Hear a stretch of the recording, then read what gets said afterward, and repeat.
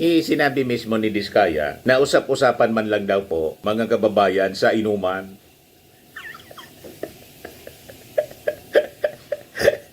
Na mismong sabi ni Diskaya, baka anya na name drop lang si Martin Romualdez. Pero sa Minority Report, malinaw ang insinuation, mga kababayan. Gustong idiin si Martin Romualdez. Iyong mayor na witness nila, si Gutesa, na talagang nagpangalan kay Martin Romualdez na sabi nag-deliver, na wala na yung delivery boy.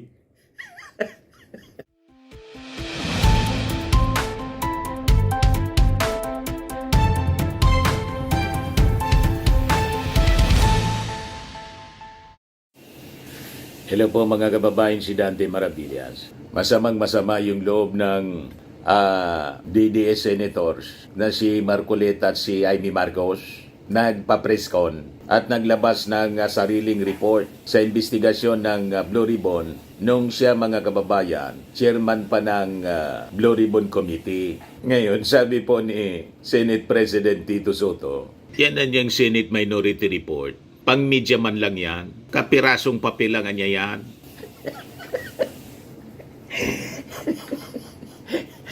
You see, madaling sabi mga kababayan, wala mang silbi yun.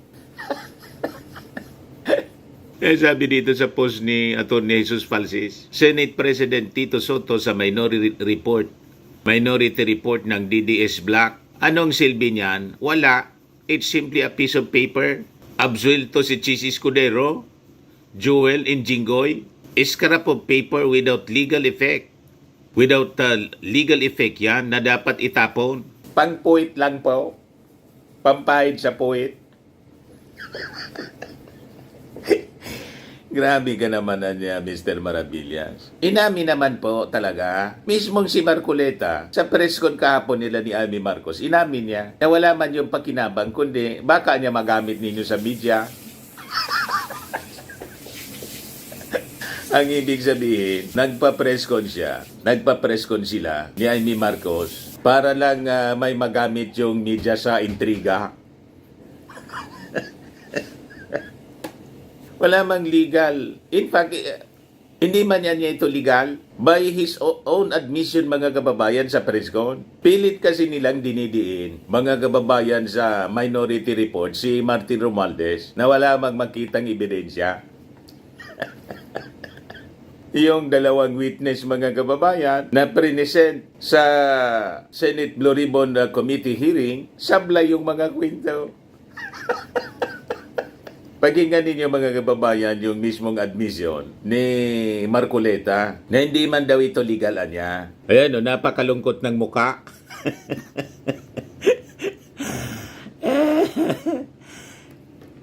Baka daw may magamit ng media lang ito. So, madaling sabi, pang-propaganda lang nila. Establish pala nila na si Diskaya pumunta ron para sabihin na yung bagong may-ari, pinaalis na sila. Anong weight doon, sir? Yun nga. Wala. Kaya gusto ko mapansin ninyo lahat. Bakit kinailangan pumunta pa sila doon? Yun lang bang gagawin natin? Ang mga tao siguro napilitan kami na maglabas na ng Minority Report. Hindi rin siya kung ano pa man bagay. Ang mga tao po kasi nagtatanong, ano po ba nangyayari na dyan? Simula po nung ako'y nawala na po na chairman at napalitan nga po. Nung ilabas namin si Gutesa, sinabayan naman yun ng aming legislative break.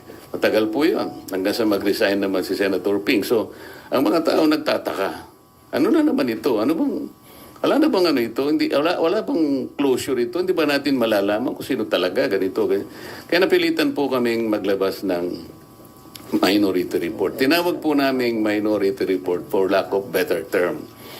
Kasi po kung gagawin nating legal ito na isasang-ayon natin.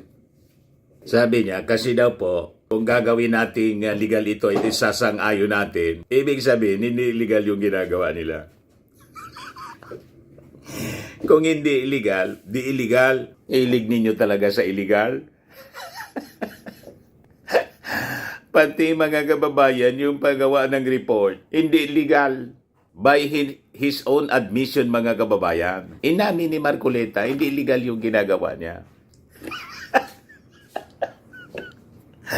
So paano kaming maniniwala dyan sa sinasabi ninyong minority report na nagdidiin? Gusto kasi nilang idiin si Martin Romualdez. Wala nga ebidensya. Yung witness ninyo sa minority report, si Gutesa, hindi na nagpapakita. Kaya ang sabi ni Marcoleta, baka niya magamit ninyo ito sa media. So pag media lang, tama si Tito Sen. Propaganda, mga kababayan, yung purpose ni Marcoleta nito. Sa aming mga committee, sa ating Senate rules, hindi pa kami Hindi sang-ayon sa Senate rules. pwedeng maglabas kasi kailangan matapos talaga yung committee report.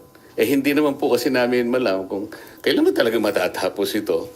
Kasi nakalagay sa rules namin, kung merong dissenting or concurring opinions, ay isasama na lamang doon.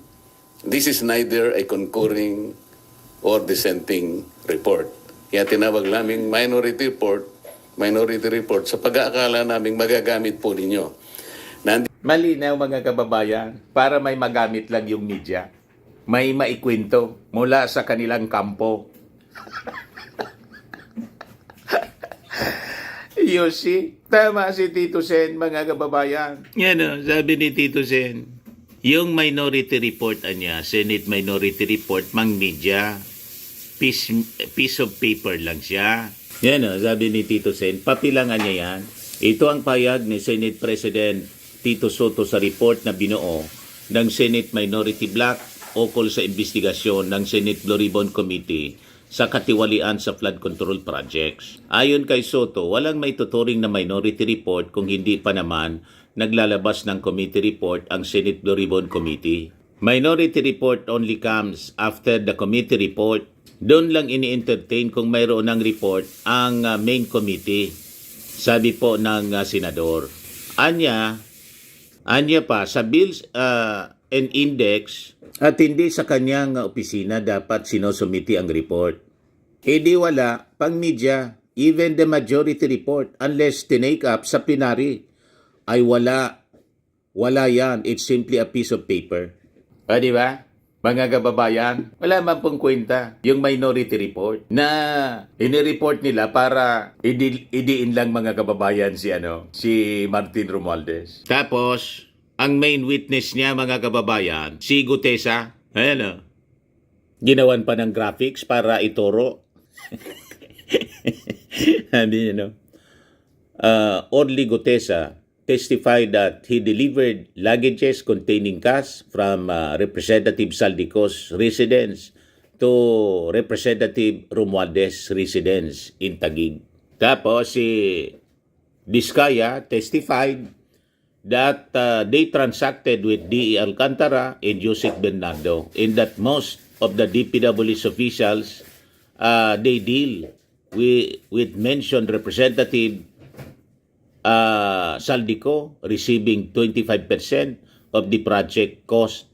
Also testified that several representatives, they transacted with mentioned former Speaker Romualdez. Sinabi mismo ni Diskaya na usap-usapan man lang daw po, mga kababayan, sa inuman.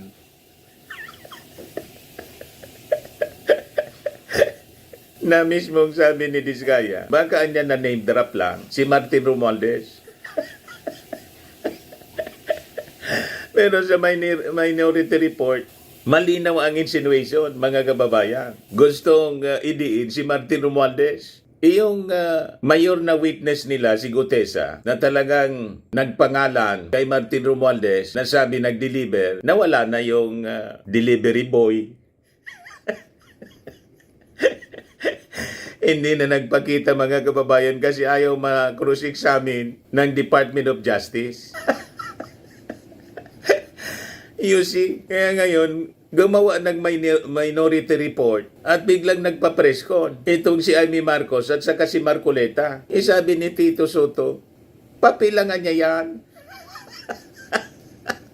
Pag-media, walang bigat, mga kababayan. Kaya tama itong sinabi po ni Manila Congressman Benny Abante. Yan sabi niya, in matters involving public funds and public officials, insinuation na niya is never a substitute for proof.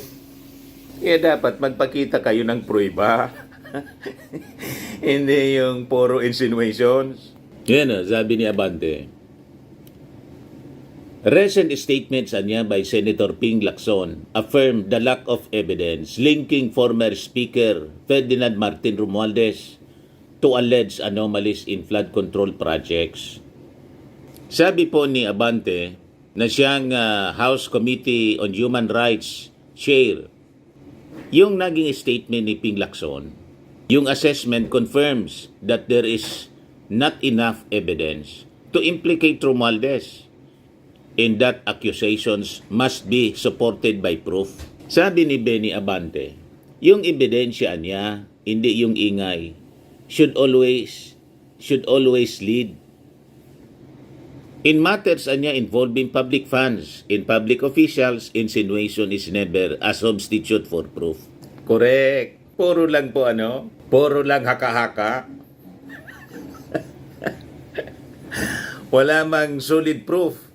Wala mang solidong ebidensya na nagtuturo kay Martin Romualdez. Yan ang mahirap sa inyo. Tapos papariskon kayo para magamit sa propaganda. He noted that Lacson's statement did not come from a political ally of Romualdez niya, but from a senator known for his scrutiny of corruption issues. Referring to Ping Lacson, mga kababayan, na si Ping Lacson, hindi mo pwede yan hindi mo pwedeng diktahan. Independent-minded po si Ping Lacson. This is not from an ally or a defender. It came from a senator known for digging deep. After digging he found no evidence. So ano kayo ngayon? Kahit ganong kalkal, walang makalkal. Kasi wala man pong kakalkalin. O diba? O di basag na naman po yung mga propaganda ninyo. Iyakan na naman kayo kasi hindi ninyo mapin down si Martin Romualdez na gustong-gusto ninyong i-demolish. May kasabihan po tayo, you cannot put a good man down. Tama po. So sabi po ni Abante, yung Senado niya had already conducted hearings, received testimonies, and examined the records related to the issue, but no evidence directly linking Romualdez to the alleged anomalies had emerged. This shows the process work, sabi po niya. The facts spoke. The Manila House leader urged lawmakers to avoid turning oversight proceedings into a trial by publicity and stressed that allegations must be supported by documents or sworn testimony. Accountability is important, but dapat magsimula tayo sa ebidensya. He added that attention should now shift to improving safeguards in infrastructure spending and ensuring that projects deliver results for communities rather than prolonging unsupported accusations. Madaling sabi, ang gustong mangyari po ni Abante, tigilan na po ang ganitong mga akusasyon na wala man pong suportang ebidensya. Di ba po? Nakakagulo lang po. Kasi malinaw na pamumulitika, paninira po. For the former speaker Speaker Romualdez, the record is clear, sabi po ni Abante. Measured against the evidence and due process, the allegations do not stand. Ngayon, si Atty. Adi Fajardo, lawyer spokesperson for Romualdez, dismissed allegations aired in the Senate hearing, saying they collapse under sworn testimony and the absence of documentary proof. Sabi po ni Atty. Fajardo, yung kontraktor na si Pacifico Curly Discaya testified under oath that he has never entered the South Forbes Park, undercutting claims by two Senate witnesses used the aliases Joy and Marie that he approached anyone there or issued instructions related to the property. Hindi pumasok po si Curly Discaya. So paano nangyari yun? Hindi pumasok sa Forbes Park. Sabi ni Atty. Fajardo, the allegations in the Senate are logically and physically impossible, sabi ni Fajardo. Curly Discaya testified under oath that he has never entered South Forbes Park, making it impossible for him to have approached anyone there or issued any instruction. Kaya sabi po ni Ping Lacson, ay repeatan niya, hindi ito enough. Itong information is not enough to not even implicate the former speaker. This is just, we may just consider this as a lead. Kasi mayroong connection, but of course, dinideny naman ni Curly Diskaya. So let's leave it at that, sabi po ni Ping Lacson. Di ba? Bukya na naman kayo sa pilit ninyong pagdidiin kay Martin Romualdez. Kaya biglang nagpa-press con si Amy Marcos. Pagkatapos si Marcoleta kahapon para maglabas ng walang kakwenta-kwentang minority report. Huwag kami Amy Marcos in Marcoleta. Akusa kayo ng akusa, yung testigo nga ninyo, pati affidavit po, yung notaryo, peke. Paano kami maniwala sa mga pinagsasabi ninyo? Present ninyong testigo na gusto ninyong paniwalaan namin. Si Gutesa, peke yung peke yung notaryo. Tapos hindi na nagpakita. Malinaw na yun ang planted, mga kababayan, para magdiin lang, idiin si Martin Romualdez. Hindi po umubra. Tapos may panibagong witness, yung dalawang babae po, si Joy and Marie, palpak na naman.